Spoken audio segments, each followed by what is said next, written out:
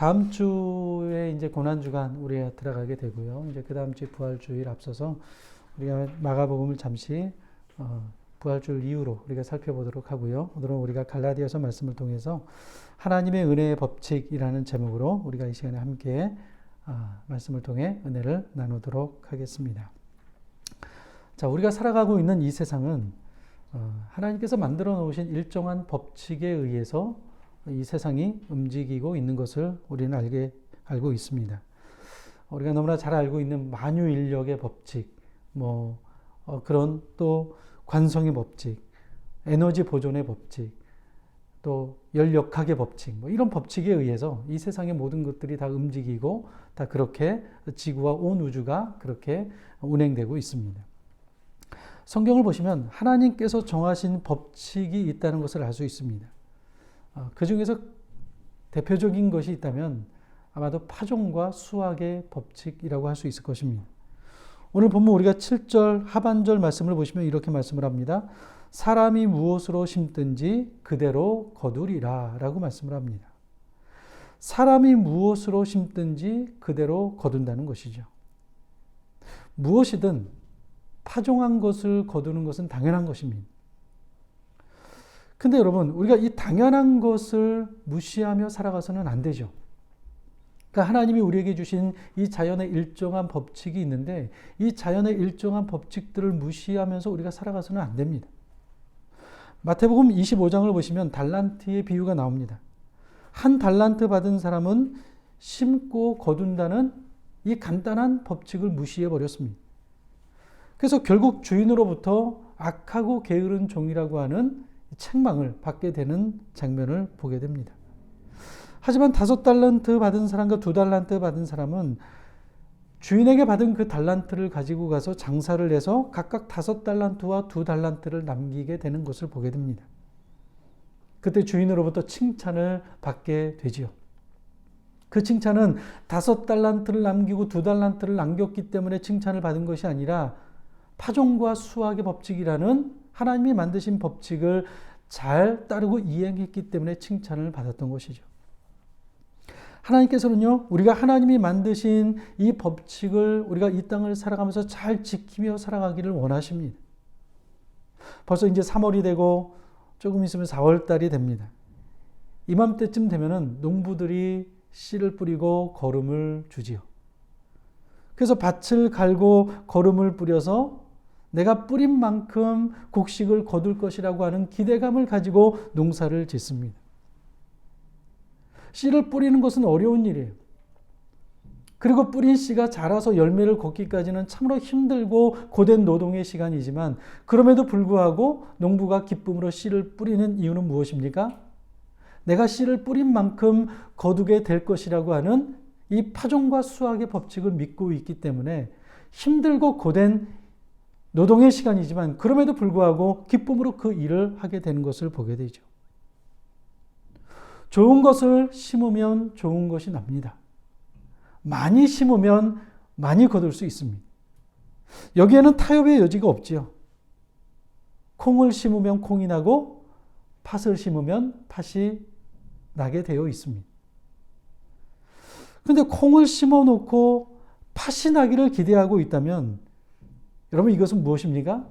일반적인 자연의 법칙을 무시하는 것과 마찬가지예요. 콩을 심은 사람은요, 콩이 나기를 바라지요. 콩을 심어놓고 팥이 나기를 바라는 것은요, 허황된 생각입니다. 일반 법칙을 무시하는 거죠. 오늘 본문 10절을 보시면 그러므로 우리는 기회 있는 대로 모든 이에게 착한 일을 하되 라고 기록되어 있습니다. 기회 있는 대로라고 기록이 되어 있습니다. 기회 있는 대로 모든 이에게 착한 일을 하라는 것은요, 기회 있는 대로 믿음의 씨를 뿌리라는 그런 말씀인 것이죠. 사실 여러분, 우리의 삶의 모든 것은 전부 다 기회입니다. 하나님께서는 씨를 뿌릴 수 있는 기회를 우리에게 주셨습니다. 지금 내 심장이 뛰고 있고 입으로 호흡할 수 있다는 것은요, 지금 나에게 기회가 있다는 사실을 보여주고 있는 것입니다. 그래서 지금이 기회임을 안다면 우리는 반드시 우리가 이 땅을 살아가면서 씨를 뿌리는 삶을 살아가야 한다는 것이죠. 중요한 것은요, 이 씨를 뿌리는 행위는요, 누가 나를 대신해서 해줄 수 있는 것이 아니라는 거예요. 내가 뿌려야 합니다. 우리는 모든 것은 하나님께서 다 하신다고 고백을 하죠. 내가 할 수 있는 것이 아무것도 없다고 우리는 고백을 합니다. 맞습니다. 하나님이 허락해 주시지 않으면 우리는 아무것도 할 수가 없어요. 오늘 이 시간 우리가 와서 예배를 드리는 것도 하나님이 허락하셨기 때문에 예배를 드릴 수 있는 거예요. 내일 내가 직장에 가는 것도, 내일 내가 학교를 가는 것도요, 하나님이 허락해 주셨기 때문에 할 수 있는 일들이에요. 하지만 여러분, 하나님께서 다 하신다고 해서 우리가 아무것도 하지 않아도 된다고 생각하는 것은요, 잘못된 생각. 우리가 해야 할 일은 하나도 하지 않고 하나님의 은혜만을 구하고 있다면 안 된다는 것입니다. 그것은 잘못된 것이라는 거예요. 하나님 배부르게 해주세요 라고 기도했다면 그 다음 순간은 우리가 해야 되는 것은 무엇입니까? 쌀을 가져다 쌀을 씻고 그 쌀을 안쳐서 밥이 되도록 해야 하는 것은 우리가 해야 할 일이에요. 시험이 다가오는데 학생들은 공부를 해야 되죠. 그런데 공부는 전혀 하지 않고 하나님 이번 시험에 100점 맞게 해주세요 라고 기도한다면 그것은 하나님이 우리에게 주신 일반적인 자연법칙을 무시하는 것과 마찬가지라는 거예요. 마태복음 6장을 보시면 예수님께서는 염려하지 말라라고 말씀을 하십니다. 그러면서 비유를 드시죠. 공중의 새를 보아라. 들의 백합화가 어떻게 자라는가 생각하여 보아라 라고 예수님이 말씀을 하십니다. 새를 보면 어떻습니까? 여러분, 새가 가만히 있는데 하나님이 새에게 와서 먹을 것을 그 입에다가 넣어주십니까? 그렇지가 않죠. 하나님께서는 새에게 날개를 주셨습니다. 그리고 높은 곳에서도 사물을 찾아낼 수 있는 탁월한 눈을 새에게 주셨습니다. 날아다니며 먹이를 찾는 것은요, 누가 해야 되는 것입니까? 새가 해야 되는 일이에요. 하나님이 주신 눈과 하나님이 주신 날개를 가지고 먹이를 찾는 일은 누가 해야 되는 것입니까? 새가 해야 되는 거예요. 우리도 마찬가지죠. 그리스도인이 회사를 다닌다면 자신이 해야 할 일을 잘 해야 할 것입니다. 하나님께서 주신 지혜와 달란트를 잘 활용해서 나에게 맡겨진 그 업무를 최선을 다해서 감당할 수 있어야 돼요. 어떤 사람은요, 자신이 실력이 없어서 회사에서 쫓겨났는데 내가 예수님을 믿어 미움을 받아 쫓겨났다라고 합리화하는 사람들이 있습니다. 하지만 정말 그럴까요? 실력이 있는데 왜 쫓겨납니까? 성실한데 왜 쫓겨나겠습니까? 서로 예수님을 믿는 사람들의 이미지가 최악이라 할지라도 실력 좋고 맡은 일에 최선을 다하고 그 사람이 있음으로 회사에 이익이 된다면 누가 감히 그 사람을 쫓아내겠습니까? 중요한 것은요, 부지런히 실력을 길러야 합니다. 그리고 이것은요, 내가 해야 되는 일이에요. 건강을 주십시오. 하나님 건강하게 살 수 있도록 나를 도와주십시오라고 기도하면서 밤에 치킨 시켜 먹고 야식 먹고 기름진 것 먹고 운동 안 하고 그렇게 산다면 여러분 어떻게 되겠습니까? 백날 기도해 보십시오. 몸은 망가지게 되어 있습니다. 왜요? 하나님의 일반 법칙을 우리가 무시하기 때문에 그래요. 무시하는 거기 때문에. 건강의 축복을 달라고 기도하기 전에 자신의 몸을 스스로 가꾸어야 합니다. 몸에 좋지 않은 것은 먹지 말아야 되고요. 운동을 하고 때로는 적절한 휴식도 취할 수 있어야 합니다. 그것은 내가 해야 될 몫이라는 거예요. 내가 해야 할 책임은 다하지 않고 하나님의 은혜만을 구하는 것은요, 스스로 자신을 속이는 것과 마찬가지라는 겁니다. 오늘 본문 7절을 한번 보시기 바랍니다. 같이 한번 읽어볼까요? 시작. 스스로 속이지 말라. 하나님은 업신여김을 받지 아니하시나니 사람이 무엇으로 심든지 그대로 거두리라. 무슨 말씀입니까? 심지도 않았는데 거두려고 하는 것은 스스로 속이는 것과 마찬가지라는 거예요. 마태복음 25장에서 한 달란트 받은 사람은요, 스스로 자기를 속이고 있었습니다. 심지 않았는데도 불구하고 주인으로부터 칭찬을 듣기를 바랬던 거예요. 그 이유가 무엇입니까? 주인에 대한 왜곡된 생각을 가지고 있었기 때문에 그래요. 그래서 그는 주인에게 이렇게 말을 합니다. 주인이여, 당신은 굳은 사람이라 심지 않은 데서 거두고 해치지 않은 데서 모으는 줄을 내가 알았으므로 두려워하여 나가서 당신의 달란트를 땅에 감추어 두었었나이다. 그 주인에 대한 왜곡이 일반 법칙을 무시하게 만들었던 거예요. 근데 여러분, 이것은요, 오늘 한 달란트 받은 사람뿐만 아니라 오늘날 이 땅을 살아가고 있는 우리들도 이와 똑같은 실수를 범하며 살아갈 때가 많다는 거예요. 여러분, 하나님은요, 심지 않은 데서 거두게 하시는 분이 아니에요. 하나님이 우리에게 원하시는 것은요, 우리가 심을 수 있는 것들에 대해서 최선을 다해서 심는 삶을 살기를 원하십니다. 우리는 일단 씨를 뿌려야 합니다. 뿌리는 것은요, 내가 해야 되는 거예요. 밭에 고랑을 메고 거름을 주고 정성을 쏟아서 씨를 심어야 합니다. 하나님은요, 이것을 우리에게 원하세요. 우리가 이러한 삶을 살기를 원하십니다. 열심히 씨를 뿌리고 최선을 다해서 고랑을 만들고 그 씨가 자랄 수 있는 최적의 환경을 만들며 그렇게 성실하게 부지런히 삶을 살아가기를 원하시는 것이 바로 우리를 향한 하나님의 뜻이에요. 그런데 어떤 사람은요, 이 1차적인 법칙을 무시하며 살아가는 사람들이 있다는 거예요. 어쩌다 보면 하나님이 책임져 주시겠지. 내가 하나님을 믿고 있는데 설마 하나님이 그냥 나를 내버려 두시겠어? 하나님이 나를 책임져 주실 거야 라고 하면서 아무것도 안 해요. 여러분, 이것은요, 자신을 스스로 속이는 거예요. 왜요? 하나님에 대한 왜곡이 일어났기 때문에. 하나님이 우리에게 원하시는 것이 정말로 무엇인가에 대해서 제대로 알지 못해요. 믿음이 좋은 것 같지만 이것은 믿음이 좋은 것이 아니라는 거예요. 사랑하는 여러분, 신자는요, 세상에서 열심히 살아야 합니다. 내가 어디에 있든지 무엇을 하든지 나에게 맡겨진 주어진 그 일에 대해서 최선을 다하는 삶을 살아가야 합니다. 그래서 일단 신자는요, 성실하게 사는 법을 익혀야 돼요. 5달란트, 2달란트 받은 사람이 주인으로부터 착하다, 충성된 종아라고 칭찬을 들었던 것처럼 우리는 내가 지금 어디에서 무엇을 하고 있든지 착하다, 충성된 종아라는 이 소리를 우리가 들을 수 있어야 한다는 것입니다. 그래서 여러분, 우리가 하나님 앞에 고백할 때요, 이렇게 고백할 수 있어야 돼요. 하나님, 제가 할 수 있는 일을 다 했습니다. 이 고백이 우리에게 있어야 합니다. 결과가 어떠하든 결과가 좋지 않다 할지라도 우리가 하나님 앞에 우리가 고백을 할 때 하나님, 최선을 다했습니다. 하나님이 하라고 하신 그 일을 위해서 내가 할 수 있는 최선을 다했습니다. 이 고백을 우리가 할 수 있어야 한다는 것입니다. 이 정도의 성실함과 최선이 우리 그리스도인들에게 반드시 있어야 한다는 것입니다. 근데 문제는 여러분, 우리가 인생을 살아가다 보면 이 1차적인 자연 법칙으로만 우리가 살아갈 수 있는 것이 아니라는 것을 발견하게 돼요.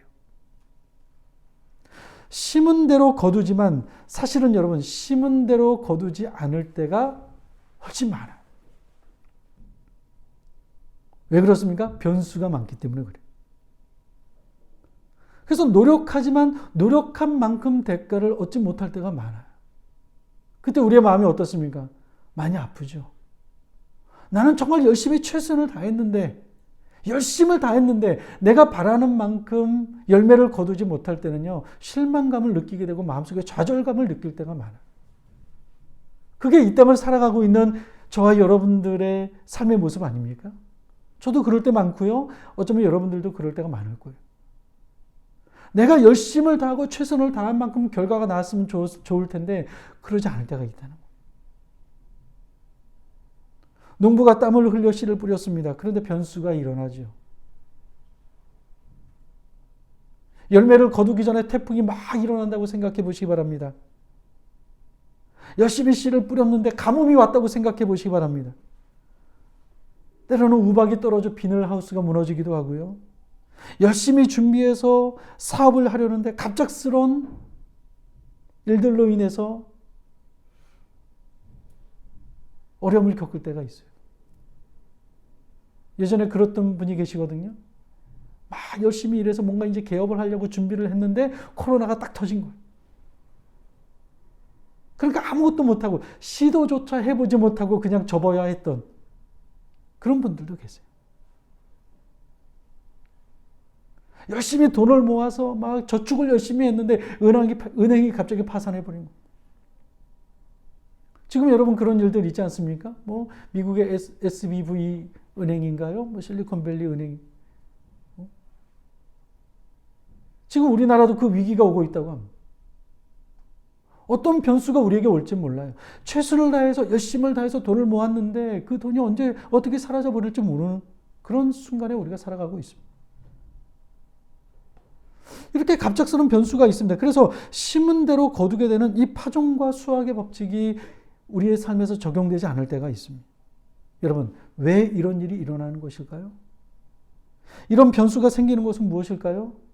그것은요, 근원적으로 올라가 보면요, 죄 때문에 이런 일들이 일어나게 되는 것입니다. 그 원인은 전부 다 죄 때문이에요. 에덴 동산에서 죄를 짓기 전에 인간은요, 걱정할 것이 없었습니다. 하나님의 법칙에 의해서 살아가는 그러한 세상이었어요. 하지만 아담과 하와의 불순종으로 이 땅에 죄가 들어옴으로 말미암아 땅에는 무엇이 생겼다고 합니까? 엉겅퀴가 생기게 되었다고 합니다. 창세기 3장 17절부터 19절 말씀 보면 이렇게 말씀을 합니다. 아담에게 이르시되 내가 내 아내의 말을 듣고 내가 내게 먹지 말라 한 나무의 열매를 먹었은즉 땅은 너로 말미암아 저주를 받고 너는 내 평생에 수고하여야 그 소산을 먹으리라. 땅이 내게 가시덤불과 엉겅퀴를 낼 것이라. 내가 먹을 것은 밭의 채소인즉 내가 흙으로 돌아갈 때까지 얼굴에 땀을 흘려야 먹을 것을 먹으리니 내가 그것으로 취함을 입었음이라. 너는 흙이니 흙으로 돌아갈 것이니라 하시니라. 여러분 무슨 말입니까? 한마디로 땅이 저주를 받아 수고한 만큼의 열매를 얻지 못하게 된다는 말씀이에요. 내가 수고를 해도 수고한 만큼의 열매를 얻지 못하게 된다는 것입니다. 땅이 저주를 받았기 때문에.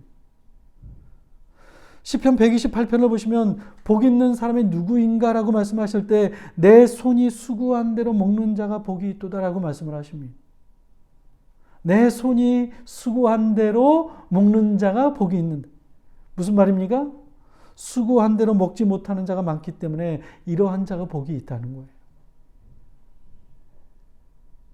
수고한 만큼 먹는 것은 너무나도 지극히 당연한 것이죠. 하지만 땅이 저주를 받았어요. 이 세상이 저주를 받았어요. 그래서 수고한 만큼 먹지 못하는 일들이 비일비재하기 때문에 수고한 만큼 먹게 되는 것이 복이다라고 하나님이 우리에게 이렇게 말씀하신 거예요. 여러분 세상을 잘 보시기 바랍니다. 세상 안에 들어가 보면 무자비한 경쟁이 일어나고 악한 자들이 많아요. 사기꾼들도 많아요. 그래서 노력한 만큼의 결과를 얻지 못할 때가 많아요. 심은 만큼 거두지 못하는 일들이 허다합니다. 열심히 정직하게 최선을 다해서 회사를 위해서 평생을 바쳐왔지만 누군가의 모함으로 인해 억울하게 회사에서 쫓겨나야 되는 그런 순간도 있고요. 열심히 최선을 다했지만 사기꾼을 만나서 모든 것들을 다 날려버려야 되는 그런 억울한 순간을 만나기도 합니다. 씨를 뿌렸는데 오히려 엉겅퀴와 잡초가 자라나는 일들이 많다는 거예요. 그래서 오늘날 이 땅을 살아가는 사람들의 마음을 잘 들여다보면 온갖 상처투성이들이 많아요.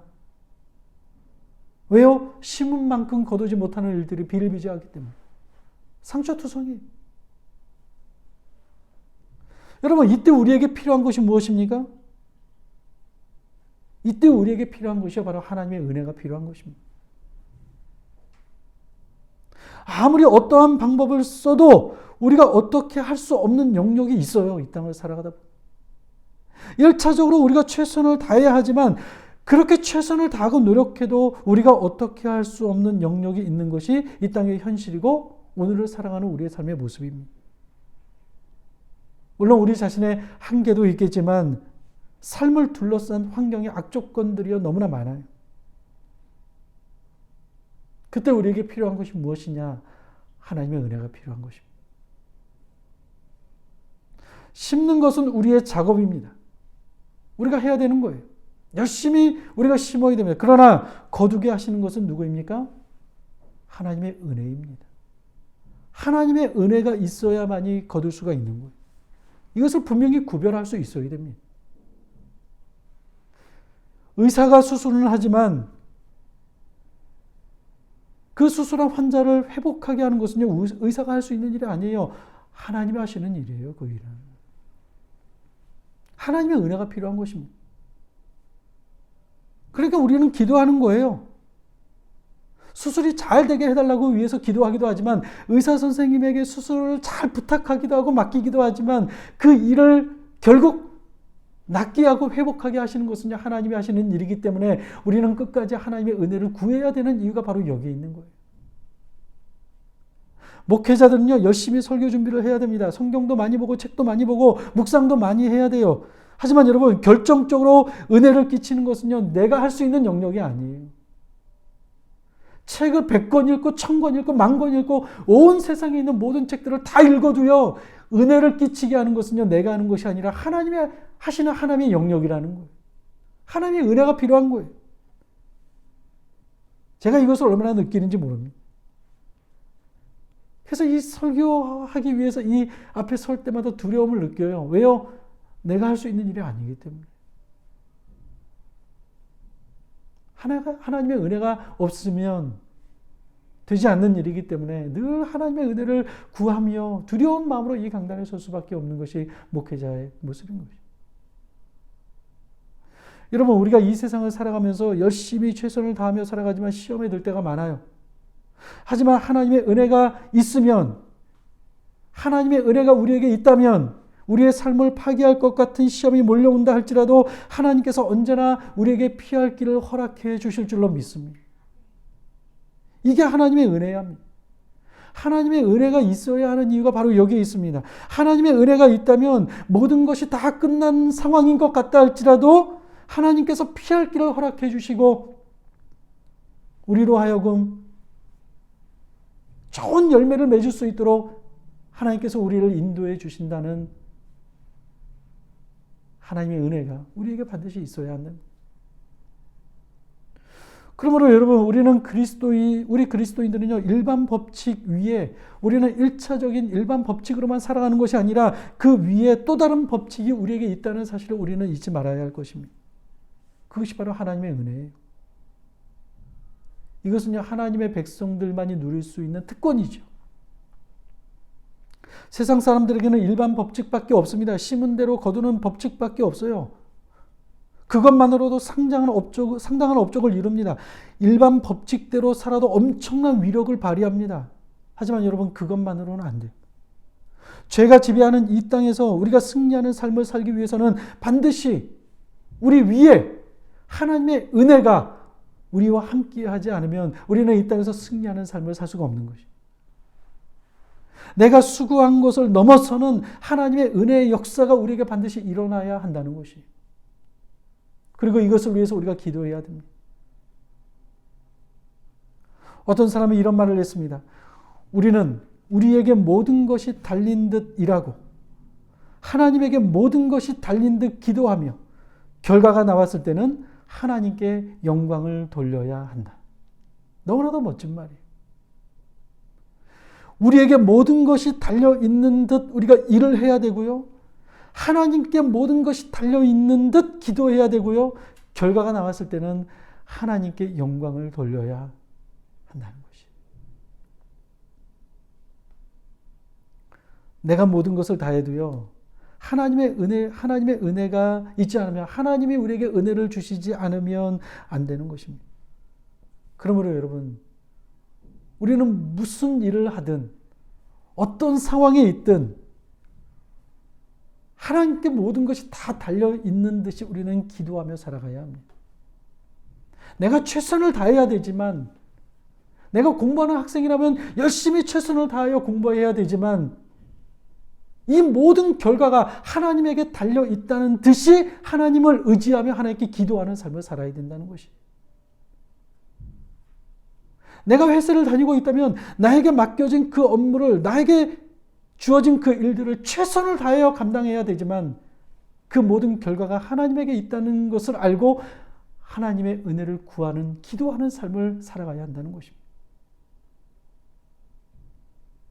이 일반 법칙과 하나님의 은혜의 법칙이 함께 동시에 우리의 삶에 작용하며 우리가 그렇게 삶을 살아가야 한다는 것입니다. 여러분, 가장 복되게 사는 비결이 무엇일까요? 첫 번째는요, 노력입니다. 열심히 노력하는 것입니다. 성실하게 최선을 다하는 것입니다. 두 번째는요, 하나님의 은혜를 간절히 구하는 것입니다. 그렇다면 하나님의 은혜를 구하며 살아가는 구체적인 방식이 무엇이겠습니까? 하나님은 어떤 사람에게 은혜를 허락하십니까? 그것은요, 성령으로 살아가는 사람들에게 하나님은 은혜를 주십니다. 아무에게 은혜를 주시는 것이 아니라 성령으로 살아가는 사람에게 하나님께서 은혜를 허락해 주십니다. 오늘 6장 8절을 한번 보시기 바랍니다. 자기의 육체를 위하여 심는 자는 육체로부터 썩어질 것을 거두고 성령을 위하여 심는 자는 성령으로부터 영생을 거두리라. 다시 한번 읽어볼까요? 시작. 자기의 육체를 위하여 심는 자는 육체로부터 썩어질 것을 거두고 성령을 위하여 심는 자는 성령으로부터 영생을 거두리라. 여러분, 삶은 기회라고 말씀을 드렸습니다. 우리가 살아있다는 것 자체가 우리에게 기회가 있는 것이라고 말씀을 드렸습니다. 우리가 씨를 뿌리는 대로 거두어 드립니다. 누구든지 그 기회를 얻었습니다. 우리는 지금 씨를 뿌릴 수 있어요. 얼마든지 내가 있는 곳에서 무엇을 하든지 우리는 그 일에 대한 씨를 뿌려야 될 것입니다. 근데 여러분, 육체를 위하여 심는 자는 아무리 노력을 해도 육체로부터 썩어질 것밖에 거둘 것이 없다는 것. 하지만 성령을 위하여 심는 자는 성령으로부터 영생을 거두게 된다고 말씀하고 있습니다. 그러니까 우리가 지금 무엇인가를 씨를 뿌리고 있지만 내가 지금 뿌리고 있는 이 씨가 무엇인가를 우리는 들여다봐야 돼요. 육체를 위한 씨를 뿌리고 있는가 아니면 성령을 위한 씨를 뿌리고 있는가 우리가 들여다봐야 된다는 거예요. 여러분, 두 가지 길이 있습니다. 하나는 육체를 위하여 심는 것이고요. 또 하나는 성령을 위하여 심는 거예요. 두 가지 길이 있어요. 중간은 없어요. 저와 여러분이 살아있다는 것은 지금 기회가 있는 거고요. 지금 우리는 열심히 무엇인가 씨를 뿌리고 있는 거예요. 사실은. 하루하루. 중요한 것은요, 씨예요, 씨. 열심히 중요한 것이 아니라 얼만큼 열심히 심느냐가 중요한 것이 아니라 내가 지금 무슨 씨를 뿌리고 있는가를 살펴봐야 한다는 것입니다. 내가 뿌리고 있는 씨가 정말로 무엇인가 들여다봐야 돼요. 내용이 잘못되면 아무리 열심을 다해도요, 나중에 엉뚱한 것만 거두게 되어 있어요. 썩어질 것을 거두게 되어 있어요. 이것은 아무것도 소용이 없는 거예요. 세상 사람들은 자기 육체를 위하여 심습니다. 열심히 일을 하죠. 성실하게 일을 하죠. 일 중독에 걸린 사람들도 있고 자신이 맡긴 그 일을 열심히 하는 사람들이 있어요. 근데 여러분, 세상 사람들은요, 전부 다 자기 육체를 위해서 심는 거예요. 그 마지막은 무엇입니까? 허망한 것밖에 없죠. 솔로몬의 고백과 같이 헛되고 헛되며 헛되고 헛되니 모든 것이 헛되도다.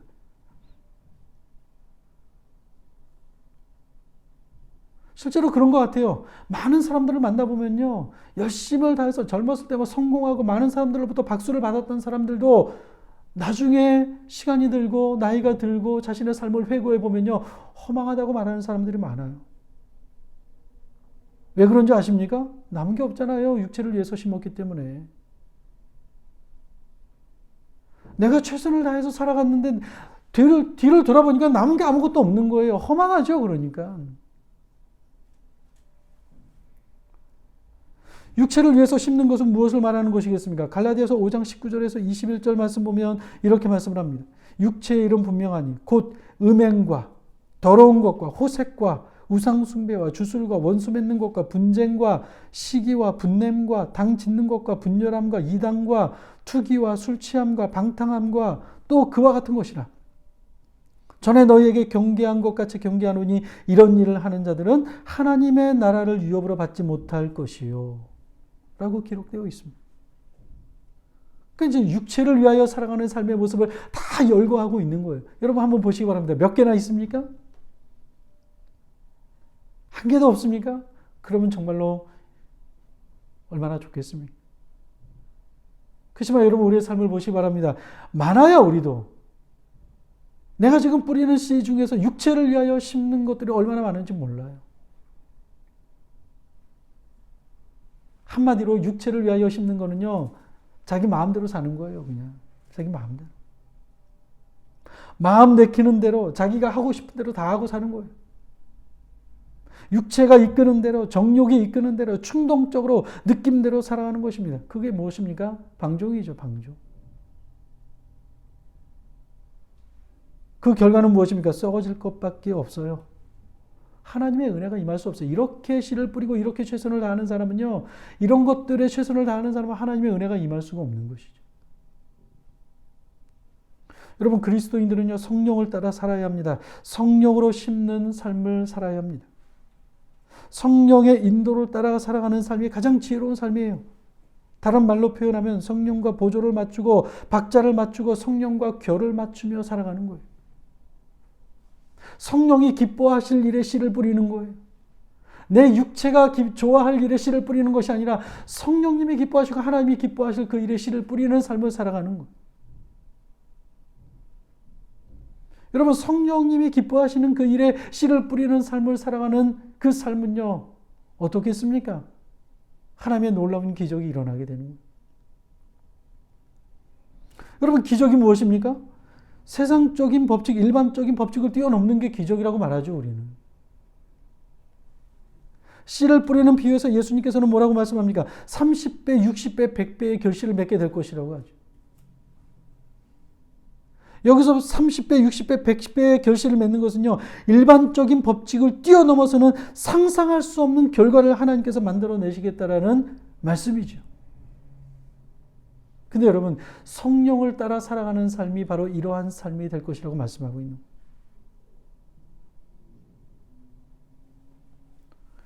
어쩌면 오늘 우리의 신앙은요, 세월이 흐를수록 합리적으로 기울어져 가고 있는 것 같아요.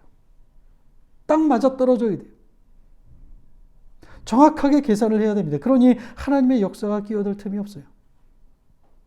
신자임에도 불구하고 뻔한 일상에서 벗어나지 못하고 기독교를 하나의 종교로 선택해서 그냥 교회만 왔다 갔다 하는 그런 분들도 많습니다. 그러니 무슨 역사가 일어나겠습니까? 예배에 소홀히 하고 기도에 소홀히 한다면, 성령을 따라 살아가지 않는다면 그저 1차적인 법칙에 의해서 살아가게 될 뿐이에요. 하지만 성령으로 사는 것은요, 이와 달라요. 하나님의 성령이 우리에게 함께 하시면 우리의 삶은요, 자연 법칙을 뛰어넘는 삶을 살아가게 될 줄로 믿습니다. 오병이어의 기적과 같은 역사가 우리의 삶에도 우리 교회에도 반드시 일어나게 될 줄로 믿습니다. 성경을 보시기 바랍니다. 사도 바울에게는 초자연적인 힘이 흘러 넘쳤어요. 그래서 그는 힘들고 고난 속에 있었음에도 불구하고 지치지 않았습니다.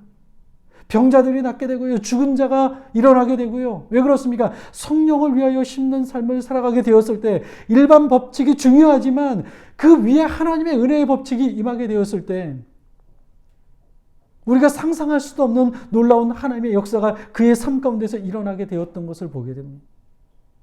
베드로도 마찬가지고요. 바울도 마찬가지고요. 성령을 심으며 살아간 삶의 모습에는 전부 다 이런 놀라운 역사가 일어나게 되었던 것을 보게 됩니다. 우리도 마찬가지예요. 우리가 우리 육체를 위하여 심는 삶이 아니라 성령을 위하여 우리가 심는 삶을 살아가게 된다면 30배, 60배, 100배의 열매, 오병이어의 기적과 같은 놀라운 역사가 반드시 우리 위에 하나님께서 임하게 해 주실 줄로 믿습니다. 우리는 일반 법칙으로만 살아가는 사람들이 아니에요. 그러면 세상 사람들과 똑같죠. 물론 일반 법칙을 최선을 다해서 살아가야 합니다. 전에도 말씀드렸습니다. 서두에도. 너무나 중요해요. 성실해야 됩니다. 최선을 다해야 됩니다. 맡겨진 일을 열심히 다해야 됩니다. 그렇지만 그것만이 아니라는 거예요. 그리스도인들. 하나님의 은혜가 우리 위에 임하게 될 때 상상하지도 못했던 놀라운 하나님의 역사가 우리에게 나타나게 된다는 사실을 말씀해주고 있는 것입니다. 사랑하는 여러분, 우리는 결코 자연법칙을 무시해서는 안 돼요. 최선을 다해야 됩니다. 직장에서 어떤 보직을 맡았다 할지라도 최선을 다해야 돼요. 학생이라면 열심을 다해서 공부를 해야 합니다. 그러나 그 범주에 갇혀 사는 것으로 만족해서는 안 됩니다. 일반 법칙을 심는 것 이상으로 거두게 하시는 하나님의 은혜가 우리 위에 있다는 사실을 알고 하나님의 은혜를 구하는 삶을 우리가 살아가야 하는 것입니다.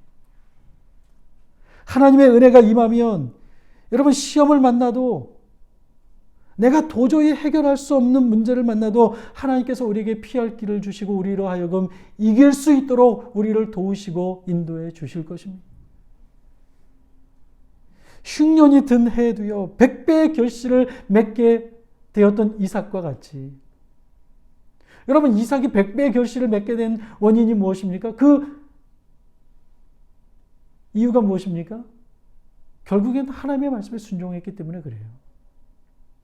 그것을 떠나지 말고 기근이 들었지만 그것을 떠나지 말라는 하나님의 말씀에 순종하게 되었을 때 다른 사람들은 전부 다 기근 때문에 어려워하고 허덕인다 할지라도 하나님께서 그로 하여금 100배의 열매를 맺기에 하신 것이죠. 여러분 인간의 방식으로는 설명되지 않는 하나님의 은혜가 반드시 있습니다. 하나님께서 되게 하시면 되는 거예요. 우리는 그것을 기적이라고 말하지만 여러분 성경은 그것을 기적이라고 말하는 것이 아니라 하나님의 은혜다라고 이렇게 말씀을 하면서 하나님을 믿는 우리의 삶은 하나님의 은혜 위에 지어지는 삶을 살아가게 될 것이라고 말씀하고 있는 것입니다. 혹시 오늘 이 시간 살아가면서 어려움이 있습니까? 막다른 골목에 오셨습니까? 여러분 스스로의 힘으로 해결할 수 없는 문제가 있습니까? 하나님의 은혜를 구하시기를 바랍니다. 열심히 최선을 다했는데 내가 원하는 결과만큼 나오지 않았습니까? 하나님의 은혜를 구하시기를 바랍니다. 하나님께서는요 어떤 일도 하실 수 있는 분이시고요. 우리에게 그 모든 은혜를 주시기 위해서 지금도 문을 활짝 열고 우리가 하나님의 은혜를 구하기를 기다리고 계십니다. 여러분 하나님의 은혜가 임하면 무슨 일이라도 일어날 수 있다는 믿음으로 우리가 기도하며 하나님의 은혜를 구하게 된다면 반드시 하나님께서 우리의 삶을 책임져 주시고 인도해 주실 것입니다. 열심히 사십시오. 최선을 다하는 사십시오. 하지만 여러분 거기에 멈추지 마시고 하나님의 은혜의 법칙을 믿고 일반적인 법칙만이 아니라 그 위에 하나님의 은혜의 법칙이 있다는 사실을 믿고 열심히 기회 있는 대로 씨를 뿌리며 하나님의 은혜를 구하는 삶을 살아가는 여러분들 되시기를 바랍니다. 그러면 우리가 생각지도 못한 놀라운 하나님의 은혜를 경험하게 될 줄로 믿습니다. 기적이 일상이 되는 은혜를 경험하며 살아가게 되는 놀라운 은혜와 축복이 우리에게 하나님께서 임하게 하여 주실 줄로 믿습니다.